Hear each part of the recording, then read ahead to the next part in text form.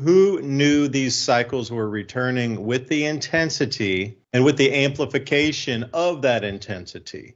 Like, to know a cycle's starting, that's great. But when will it get really intense enough where it will disrupt the status quo?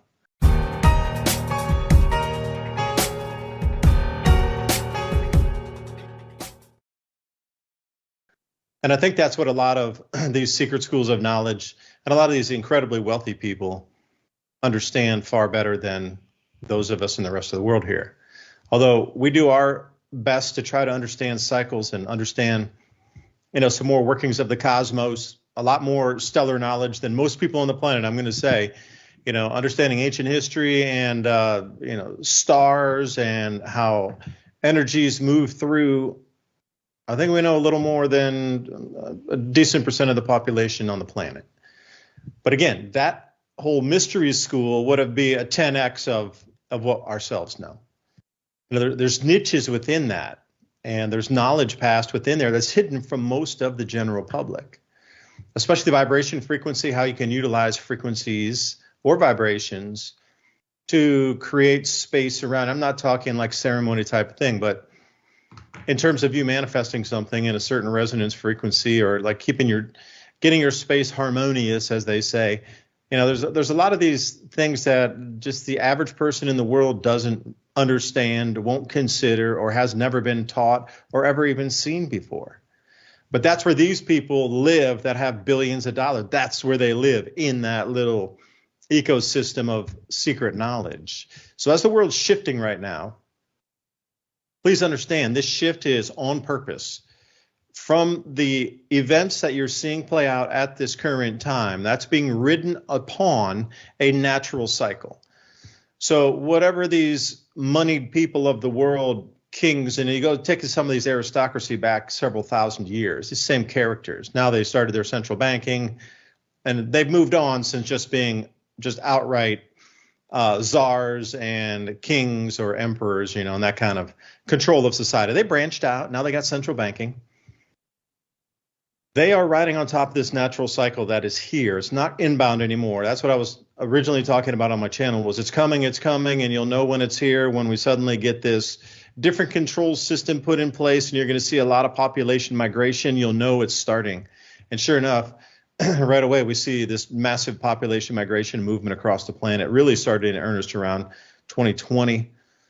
And the way the economy is now shifting in earnest, really 2025, it's definitely just on a roller coaster bend here. So what's next? The crop losses. So we've checked two of the boxes so far of the absolute biggest things to look for in our civilization and our world moving forward. So here we are. Food's next. So I'm just going to throw it out here, Ransom, to start the second hour. And thank you, everybody, for joining us here on Civilization Cycle. And if you like this content, again, buy me a coffee or support our sponsors there. You saw the advertisements, especially the Instafire. Love that one. Fire up the plasma torch and get your thing on the go. Seeds is going to be another huge one. We didn't run any seeds tonight, but trueleafmarket.com, links in the description below. We are looking at about, I would say on an average, we're going to lose about 20% of all the grain crops this year on the planet.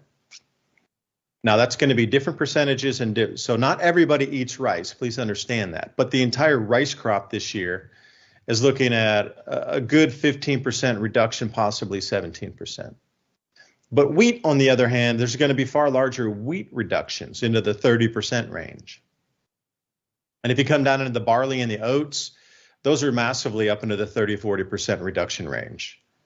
But then if you come back down to something like sorghum, it's only going to lose maybe 5 to 10%. So as an overall statistic, if you're going to run across all the grains and smash and sandwich them together, we're looking at probably about, I would say, a good 20% reduction. So will you change your diet because of that? Because you can find a cheaper staple food? And when I say that, I'm talking about grain pricing at the wholesaler or off the futures exchanges. You can take delivery. If you're in Chicago, you can take delivery of, 100,000 tons of wheat if you want to, if you got it on contract. But then that wheat goes somewhere. It goes on a rail, it goes on a barge, it heads somewhere. And from that point, then you start adding pennies every time it moves, every time it moves into a factory, every time it's handled again, a few more pennies, a few more pennies. I'm talking about a full 20% reduction globally of all grains this year. That is not being talked about in addition to all this craziness we're seeing with the revamping of the global economy.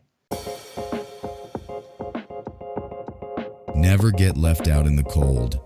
There is never a reason to ever let you or your family suffer. Instafire and Civilization Cycle are on a mission to make fire starting and off-grid living easy for everyone. You shouldn't have to be a mountain man to strike a flame and make a fire anytime, anywhere.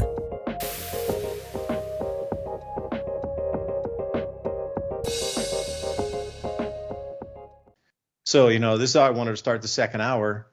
We can take it any way you want. Ransom, I'm going to pull up a couple charts here myself. Let me see what I can do and get you some numbers here. But thank you, everybody, for supporting us here, and also continue to support Revolution Radio so we can stay on air. We're at revolution.radio right now. Jump on over. Support tabs right at the top. Different ways to support. You can do crypto. You can do check. There's an enormous amount of ways for you to support the station here so we can keep broadcasting just like this. But Ransom, I saw you had an FAO article up there. Please continue with that while I try to find my slide. Yeah, I was going to point out that, a minute ago I was talking about the cyber attack news just kind of stopped, right? So I went on a Google search for, food production for the world, and I noticed there's not much updated articles about this topic. Now in 2024, you can find a bunch of articles just like this one from the World Food Program USA, and keep in mind there was a lot of waste and fraud that we're uncovering where money went to these programs, but it never actually became food for people to eat. And that has nothing to do with this, but is there a global food shortage? What's causing the hunger, famine, and rising food costs around the world? I think Dubai explains that quite nicely on a daily almost, right? But I wanted to show you where we're going now. If I could find the article that I had there. Not to mention, it's almost science fiction. They say the shape of the inner core is changing. That was just a stall tactic by me till I find the articles. And then you got this. And I was wondering if that's directly related, do you think? I would think so. One of them's the Earth magnetic North Pole is on the move, and scientists just updated the position. This is actually an article you sent me last week, and then this one's this week. It's almost science fiction. Scientists say the shape of the Earth's inner core is changing. What does that mean for us? Well, in layman's terms, I think that means earthquake, volcano. Why is it changing, though? Is that directly related to the sun's cycle? How often does this happen? And I know it gets into this idea that people talk about the earth bowing or tipping. Some extreme people say it flips all the way, but I don't think it flips all the way. But bowing or tipping, in other words, moving on its axis a little bit, we kind of know that this happened. And the way we know this happened is if you look at the oldest, or at least arguably oldest structures on Earth, like Teotihuacan, for an example, or even what's the one further down in the Yucatan, Chichen Itza, or you can go further down to Cusco, or even what's the one right next to Pumapunku? I forgot the name of it, but irrelevant than that. All of them are tilted about 3 degrees. Now, this could come from two things. Either the Earth literally tipped or bowed, and I've seen some projections where this would only last maybe 1 to 200 years at a time.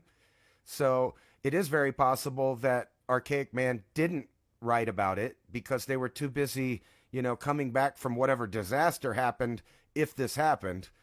So they wouldn't have had time to work on their artistry of the celestial skies. So by the time people started discovering the old artwork, things were back to normal in the sky. Now, I always thought that there should be some kind of reference that the Earth actually had a tilt on its axis different than it is now. And I would argue that those cities that are orientated just a little bit off north, not the north of today, but those cities seem to have been pointing to the Earth being tilted. Now, the other option is there's been a discovery in China near the pyramids recently where they discovered that the builders of those pyramids were using magnets to align true north. So they could have been using magnets at a time where the magnetic pole was not where it was supposed to be, not the physical location of the North Pole, but the magnetic pole. So they, orientated to the magnetics at the time. So you got two of those ideas going on at the same time. And for some reason, I lost these. Oh, here it is. All right. So, like I was saying, all around the world, we're talking about, war and resets and blah, blah, blah. But the major tech companies and the oligarchs and the powers that be, the elite, are all still banking on this idea of smart AI-run cities from the Middle East to Asia and then eventually into our portion of the Western world. Rich in cash, Japan automaker Toyota builds a city to test the futuristic mobility. And, they already have stuff in China and Japan and different places where they got really cool technology being implemented. So we get to look at what it could be like. And that might be coming to the United States. Orlando could start to resemble the Jetsons with flying cars from the airport site as soon as 2028. You add that to all the drone delivery that is now taking place, which moves into the plane crashes and other stuff that are happening, which seems to insinuate that inevitably we're about to have to go over to an AI-run air traffic controller system that monitors everything in the sky, everything on the ground, and especially if the things on the ground could go airborne. I'm sure everybody's seen that new video of the hover car that just leaps over the cars and flies. It's AI, and it's wind-powered, basically. It just lifts up and moves. But this is what you'll have in the in-between. So when they build these new smart cities or these conglomerations of populations to get away from the strife, the poverty, and other things, where people with a little more resources could use their digital IDs and their cryptocurrencies to buy the products in the stores, and everything's all digital.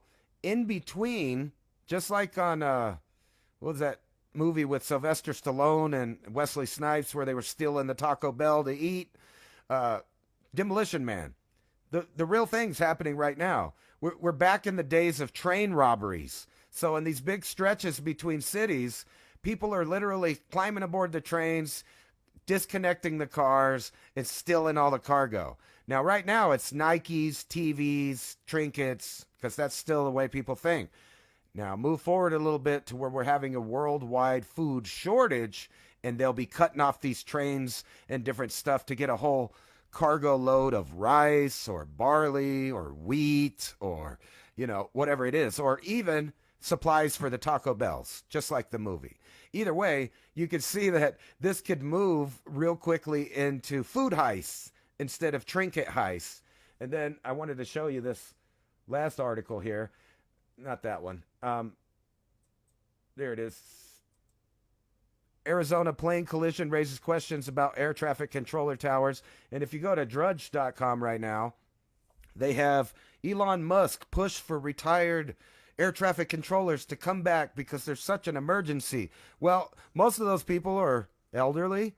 And then we move into the problem of what do we do when the majority of the population is now having severe health problems, strokes, heart attacks, embolisms, blood clots. All of these things are common things that happen to some people when they get older. However, they seem to be an uptick in them in our time. And then, to circle back around these large portions of the world that have inbreeding issues with their genetic populations. And you can see that all at once around the world, along with the infertility and things like that, that there's going to be a drop in food and a drop in production of humans and a mass die-off. And I've been talking about this for years, but it's inevitable that the older populations of the Western world are all going to get sick and have problems right about the same time.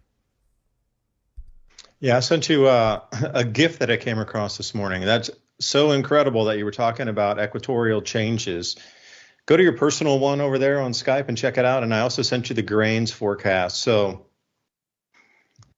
I was trying to dig in again. Some of the information that was findable last year is not findable this year. So I don't know if they're scrubbing the internet or not allowing or updating anything. But it's quite amazing what you cannot find this year. You cannot find it. So you think there would have been a lot of quarter one, and they had some preliminaries for Q4 of 2024 for crop production, planting, etc. So you know how the USDA, government agency, and European Grains Council, and all these different things from, different nations, and CONAB down in Brazil, and they're top notch for South America. South Africa is kind of hit or miss depending on who's really doing the analysis. Mainly it's USDA down there. They're clunky, they're slow, they're months behind, and they really need to update how they do grain forecasting. So USDA, this is for you. Because being in this country, I want better grain forecasts on the fly, and we all as humans on this planet need a better way to really understand what's coming at us. And you guys are using 1950s technology of waiting to get out there on the fields and looking at it and instead of smashing numbers together using AI.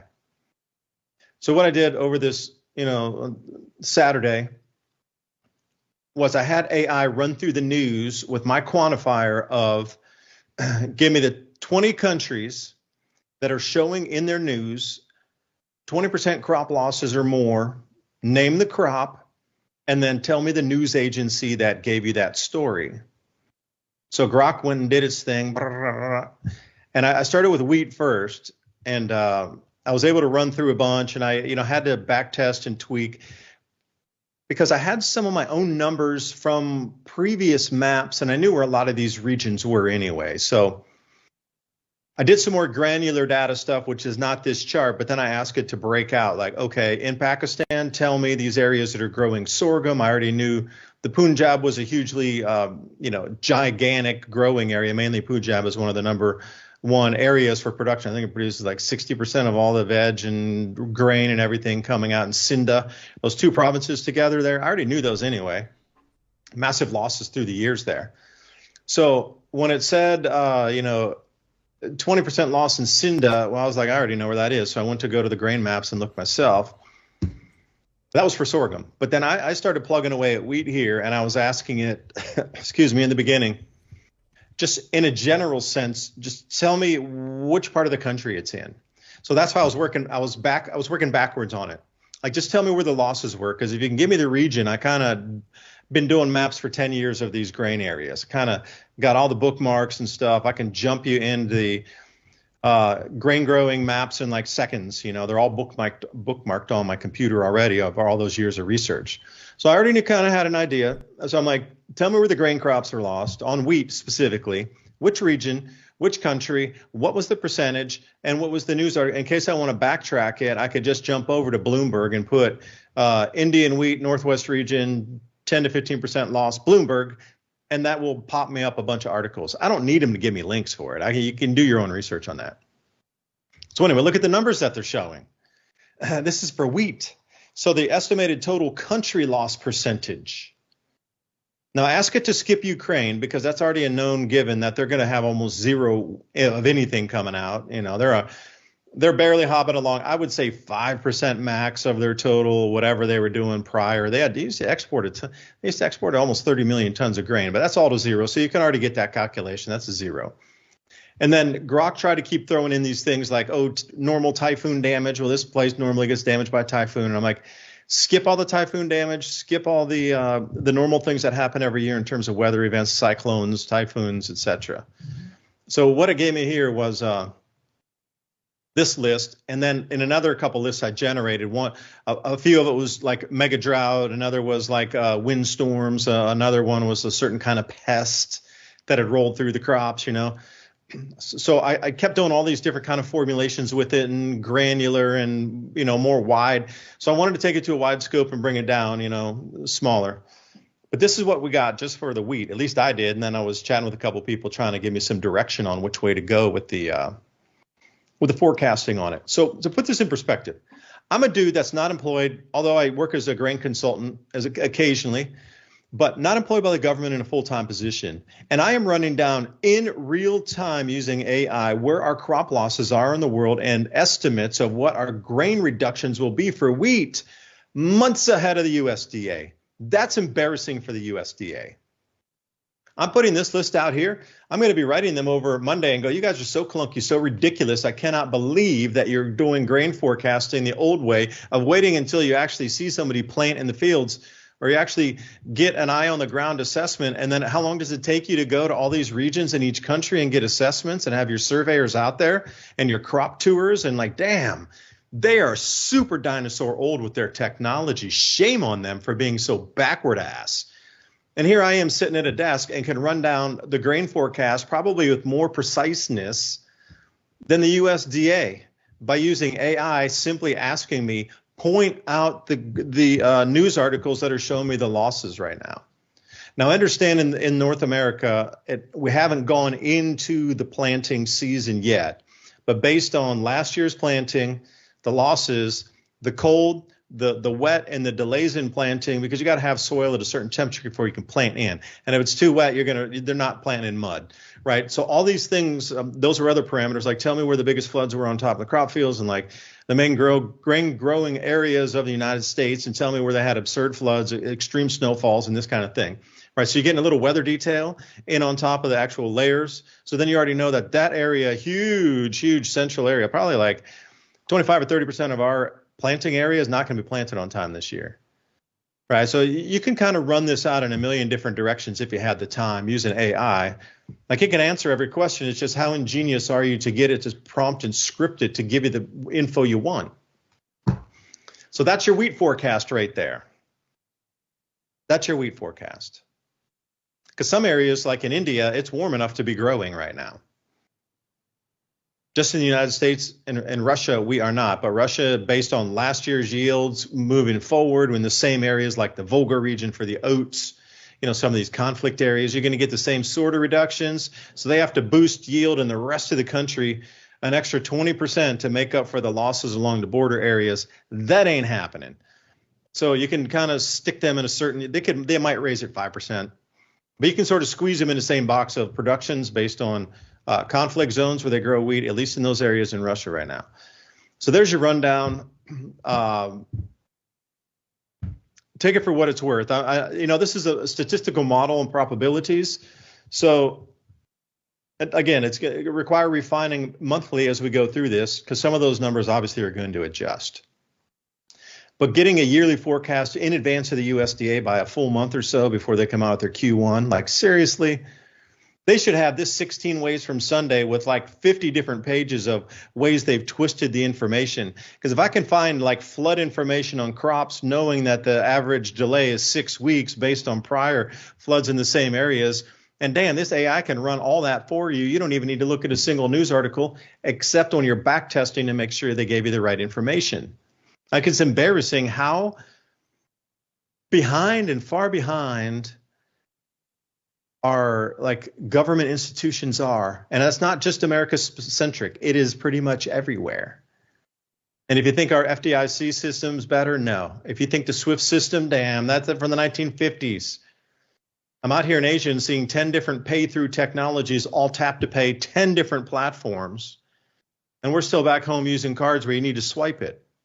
And then people can swipe your information after you swipe that card. Walmart.